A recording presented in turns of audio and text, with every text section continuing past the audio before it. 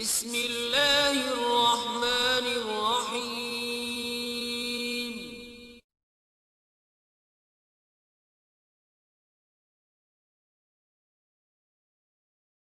اللہ اکبر۔ اللہ کے محبوب علیہ السلام نے مردوں کو عورتوں کے ساتھ اور عورتوں کو مردوں کے ساتھ حسن سلوک کرنے کی تلقین ارشاد فرمائی، اور آقا کریم نے جو آخری وصیت اپنی امت کو کی، اس کے بعد حضور علیہ السلام کا وصال ہو گیا۔ اس کے بعد کوئی وصیت نہیں ہے حضور کی زبان سے جو نکلی ہو۔ فرمایا لوگوں میں تمہیں دو چیزوں کی وصیت کرتا ہوں، ایک الصلاۃ نماز یعنی نماز کو نہ چھوڑنا، اور دوسری وصیت یہ تھی کہ میں دو کمزوروں کے بارے میں تمہیں اللہ سے ڈراتا ہوں، ایک غلام اور دوسری تمہاری بیویاں۔ ان دو کمزوروں کے بارے تمہیں اللہ سے ڈراتا ہوں، ان پہ ظلم نہ کرنا۔ انہوں نے بھاگ تو جانا نہیں ہے، گھر سے نکل تو جانا نہیں ہے، تو ان پہ ظلم کرو گے تو یہ دکھی ہو جائیں گے۔ تو آقا کریم علیہ السلام نے فرمایا ان دو کمزوروں کے بارے میں تمہیں اللہ سے ڈراتا ہوں۔ بلکہ اس قدر حضور نے عورتوں کی نزاکت کا لحاظ رکھا۔ ایک سفر پہ تھے، ایک شخص اونٹوں کو ہانک رہا تھا، اس کا نام تھا انجشا۔ تو وہ جلدی اونٹوں کو نا ہانکنے کی کوشش کر رہا تھا تاکہ جلدی پہنچ جائے۔ تو آقا کریم نے فرمایا انجشا آہستہ، فرمایا یہ جو اونٹوں کے اوپر عورتیں بیٹھی ان کی طرف اشارہ کر کے کہا یہ نازک آبگینے ہیں، کہیں ٹوٹ نہ جائیں۔ عورتوں کو نازک آبگینے قرار دیا۔ آج ہمارے معاشرے کے اندر گھروں میں جو جنگ و جدل کا ماحول ہوتا ہے اور عورتوں کے ساتھ جو سلوک کیا جاتا ہے، بتاؤ یہ نازک آبگینے سلامت رہ سکتے ہیں؟ حضور نے تو فرمایا انجشا اپنے اونٹوں کی رفتار کو کم کرو، کہیں یہ نازک آبگینے نہ ٹوٹ جائیں۔ اور پھر سنو حضور نے کیا فرمایا، حبب الیہ من دنیاکم ثلاث، لوگوں تمہاری دنیا سے مجھے صرف تین چیزیں پسند ہیں۔ رنگ و نور سے سجی ہوئی یہ کائنات تمہیں مبارک ہو، یہ بزم کواکب کا نور، یہ افلاک، یہ زمین، یہ لہلہاتے ہوئے سبزے، یہ کائنات کا حسن، یہ کوس قزا کی رنگینیاں، یہ بہاروں کے رنگ، یہ پربتوں کی کتاریں، یہ مرغن غذائیں، یہ انواع و اقسام کے پھل، زندگی کا سارا حسن، یہ موسموں کا نور اور روشنی، سب کچھ تمہیں مبارک ہو۔ فرمایا مجھے تو صرف تمہاری دنیا سے صرف تین چیزیں پسند ہیں۔ یہ نہیں کہا میری دنیا سے، کہا تمہاری دنیا سے۔ بلکہ ایک حدیث کے لفظ حضور نے یوں فرمایا کہ میری مثال ایسے ہے تمہاری دنیا کے ساتھ جس طرح کوئی مسافر گزر رہا ہو اور راستے میں کوئی درخت ہو اور وہ چند لمحوں کے لیے اس کی چھاؤں میں بیٹھ جائے۔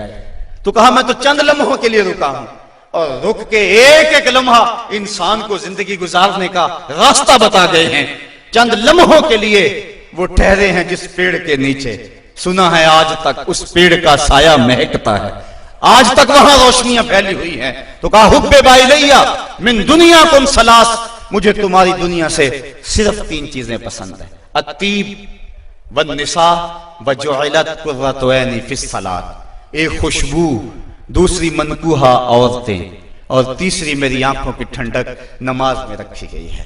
تو صاحبو، میرے اور آپ کے آقا و مولا حضور نبی رحمت صلی اللہ علیہ وآلہ وسلم نے یہی ہمیں وصیتیں کی، عورتوں کے ساتھ اس نے سلوک کرنے کا، اور عورتوں کو حکم دیا کہ تم اپنے خامند کے ساتھ اس نے سلوک کرو۔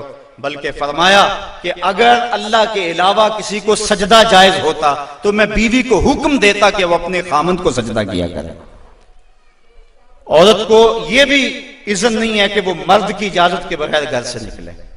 اگر مرد پابند کرنا چاہے عورت کو ہمت نہیں ہے کہ نکلے، شریعت نے منع کیا۔ بلکہ حضور نے ارشاد فرمایا جب کوئی عورت مرد کی رضا اور اذن کے بغیر گھر سے باہر نکلتی ہے تو آسمانوں کے سارے فرشتے اس عورت پہ لعنتیں نازل کرتے ہیں، اور پھر جب وہ گزرتی ہے جن راہوں سے، انسانوں اور جنوں کے علاوہ باقی ہر درخت، ہر پتھر، ہر شے جو راستے میں آتی ہے اس عورت پہ لعنت بھیجتا ہے۔ تو عورت کو مرد کے اذن کے بغیر گھر سے نکلنے سے روکا گیا۔ اس کو کہا کہ تو گھر میں ٹھہری رہنا، تیری یہ وفا کا تقاضا ہے۔ اور دوسرے مرد کو حکم دیا گیا کہ تو نے اس کا خیال رکھنا ہے، جو خود کھائے اس کو کھلائے، جو خود پہنے اس کو پہنائے۔ اگر کوئی نوبت تکرار اور لڑائی کی آ جائے اس کے چہرے پہ نہیں مارنا، بعض علماء نے کہا کہ اگر مارنا ناگزیر ہو جائے، جس طرح کہ سورہ نساء میں اللہ تعالیٰ نے فرمایا کہ اگر ان سے کوئی ایسا کام سرزد ہو جائے تو پھر ان کو مار لو، تو اس کی شرط لگائی کہ مار علم والی نہ ہو بلکہ اس سے ذہنی تکلیف پہنچانا مقصود ہو۔ اور بعض نے کہا کہ مسواک کی مقدار کے اندر روئی لے کر اس روئی کا ایک ڈنڈا بنایا جائے اور روئی اس عورت کو ماری جائے۔ اب بتاؤ، روئی کے ڈنڈے مارنے سے عورت کو کوئی تکلیف ہوگی یا سرہانہ پکڑ کے اس کو مارو گے تو کوئی تکلیف ہوگی؟ تو مقصد عورت کے اوپر مرد نے اپنے غصے کو نکالنا ہے، ورنہ یہ ایک ایسا نازک آپ گینا ہے کہ اگر تم ڈنڈوں سے مارنے لگو گے، ٹھڈوں سے مارو گے اور زبان سے گالیاں دے گے تو یہ مقدس رشتہ اور یہ نازک آپ گینا ٹوٹ جائے گا اور گھر کا ماحول خراب ہو جائے گا۔ وہی میاں بیوی کامیاب زندگی گزارتے ہیں اور انہی کی اولادیں درست ہوتی ہیں جو ان چیزوں کا لحاظ اور خیال رکھ کے محمد عربی کی سنت سیرت پہ عمل کرتے ہیں، اور جنہوں نے اپنے گھر کو جنگ کے نقشے میں بدلا ہوا ہوتا ہے، وقتی طور پہ وہ روب جھاڑ بھی لیں لیکن ان کی زندگی کے اندر حسن اور طمانیت نہیں ہوتا۔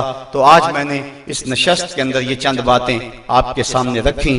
اللہ تعالیٰ جل شانہ کی بارگاہ میں دعا ہے کہ مجھے اور آپ کو رسول کریم کے بتائے ہوئے راستوں پر چلنے کی توفیق عطا فرمائے، اور حضور نے جس طرح اپنی ازواج کے ساتھ حسن سلوک کیا ہے اس طرح ہمیں حضور کے نقوش پا کی برکتیں عطا فرمائے اور زندگی کا حسن ہمیں عطا فرما دے۔